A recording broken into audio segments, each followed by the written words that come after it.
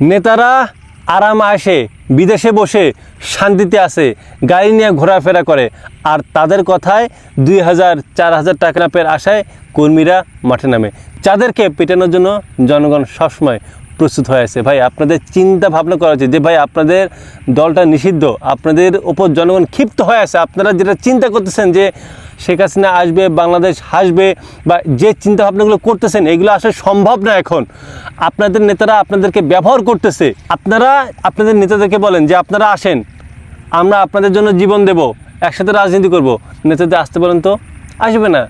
হাজার হাজার কোটি টাকা পাচার করছে, আরামে আসে, তারা আপনাদেরকে মিথ্যা গাল গল্প শোনাচ্ছে আর আপনাদেরকে টাকা দিয়ে বলছে যে তোমার মিছিল করো।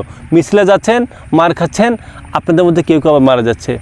ভাই ন্যূনতম যদি সেন্স থাকে এসব রাজনীতি বাদ দিয়ে দরকার পড়লে বিয়ে শাদী করেন, বা যদি বিয়ে শাদী করেন বাচ্চাদের নিয়ে ভালোভাবে সংসার করেন, বা যদি দেশে ভালো না লাগে বিদেশে চলে যান, বা দেশের দরকার পড়লে কৃষিকাজ করে খান। এই দেশের রাজনীতি করে আপনি ভালো থাকতে পারবেন না বা ভালো মানুষ হতে পারবেন না। আমি নিরপেক্ষভাবে বলতে, আমি শুধু একটা কথা বলবো, ভাই এসব রাজনীতি ছেড়ে দেন, যা পাপ করছেন করেন, ক্ষমা চান, ভালো পথে সৎ পথে আসেন, দেখবেন জীবনটা অনেক সুন্দর লাগবে। আর এইসব নেতারা আর কখন যদি বলে যে টাকা দিচ্ছি মাঠে নামো, জুতা পেটা নেতাকে বলবেন যে তোর মতো নেতাকে আমি চুদি।